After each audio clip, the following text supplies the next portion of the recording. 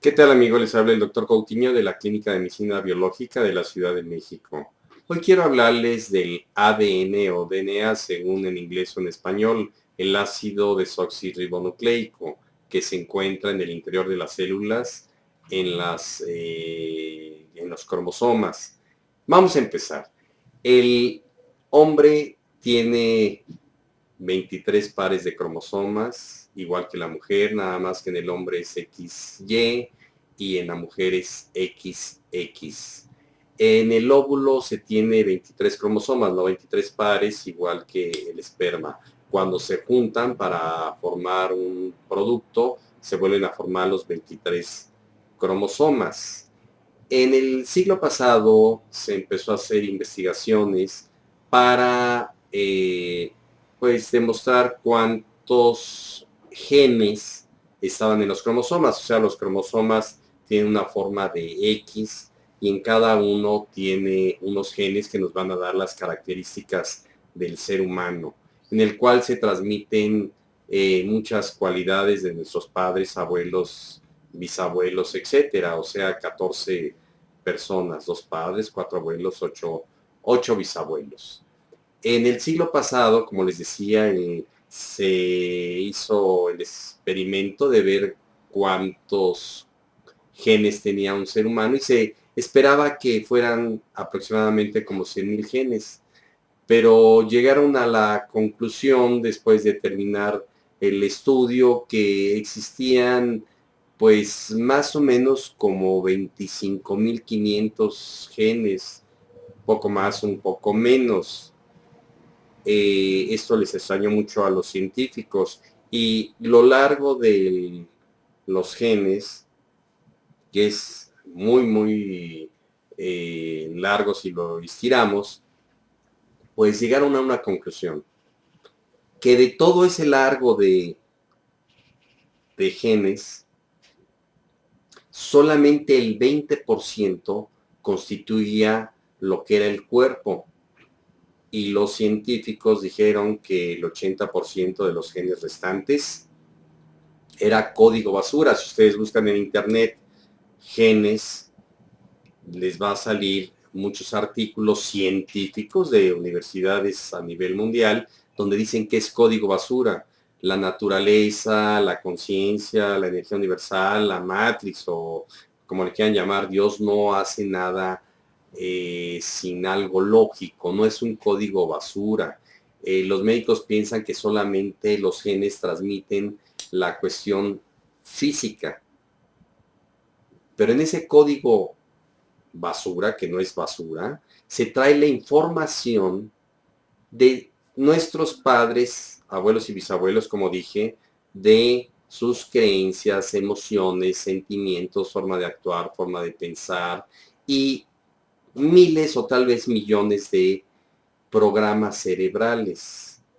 Ahí en ese código viene toda la información. He ahí una de las explicaciones, a grosso modo, de la psicogenealogía que traemos de nuestros antepasados o del transgeneracional, que muchos no creen que eso se pueda transmitir. De tal manera que en una sola célula, el óvulo fecundado, trae una información infinita. Vuelvo a repetir, no solamente físicamente. Es por eso que quiero comentarles que las enfermedades no se heredan. Ni el cáncer, ni la diabetes, ni la artritis, ni la hipertensión, absolutamente ninguna. Se transmiten los programas cerebrales como si trajera esa computadora, ese ser, en cada célula, la información de padecer una enfermedad. Voy a poner un ejemplo. Si yo pongo un programa en una computadora, no lo puedo activar hasta que no le meta la clave. La clave para activarlo es un conflicto emocional, una vibración emocional, como ya hemos hablado en videos anteriores. Muchas veces me llega un paciente que me dice que tiene cáncer de mama o cáncer de próstata a los 70 años y un médico les dijo que eso le heredó de su padre porque su padre o su madre lo tuvo esa enfermedad. Si él hubiera heredado esa enfermedad, hubiera nacido con esa enfermedad desde el primer día de nacimiento. Sí, me van a decir, bueno, hay enfermedades que ya se nace con esas patologías.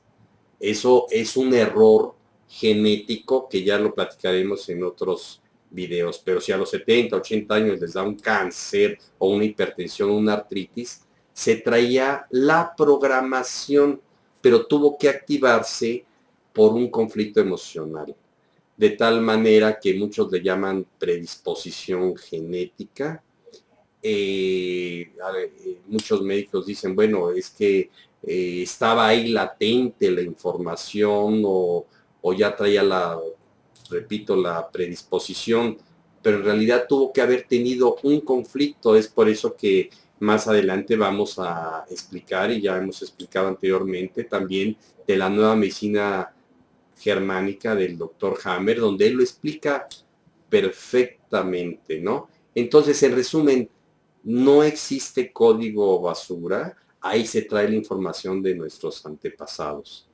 Y también vale la pena hacer un comentario que solamente eso se da en las mujeres, los conflictos emocionales que la mujer vivió en la panza de la mamá, también lo vivió en la panza de la abuela, porque su mamá ya estaba el óvulo de la hija en la panza de la abuela, es decir, antes de nacer la mamá de una paciente, ya se habían formado los ovarios y los óvulos. Ese óvulo, 20, 30 años después o 40 años después, se va a unir a un esperma que va a formar a una niña. Bueno, esa niña ya trae la información de las emociones que la mamá vivió en el vientre materno.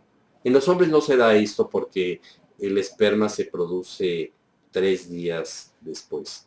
Otro comentario que quiero hacer y sacar del error es que la medicina científica o muchas personas tienen la creencia de que el sexo del niño lo escoge el hombre.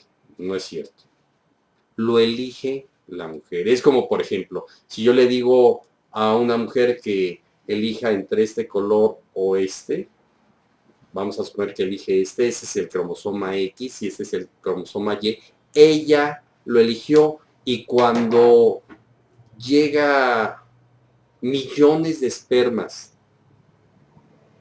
alrededor del óvulo, el óvulo es inmenso en relación al tamaño del esperma, llegan en grupo y uno, el que decida la mujer en su inconsciente, va a permitir que ese esperma empiece a horadar la pared, vamos a llamarle la puerta del óvulo, y va a dejar entrar a un esperma X o Y. Y en el momento que entra uno, los demás se separan y se alejan. El ejemplo que yo les pongo a los pacientes es de que dejan entrar a su marido a su casa. Abre la puerta, pero no deja entrar a 4.000 millones de hombres que existen en el mundo. Ella elige a quién deja entrar. Así, el óvulo, por el cerebro de la mujer, elige qué esperma va a entrar, si es niño o es niña. Esto es para quitar informaciones o explicar informaciones de que el hombre, muchas veces el hombre macho dice, yo elijo el sexo. Muchas mujeres dicen, el hombre es el que elige el sexo. No es cierto, lo elige la mujer. Muy bien, pues nos vemos en el próximo video.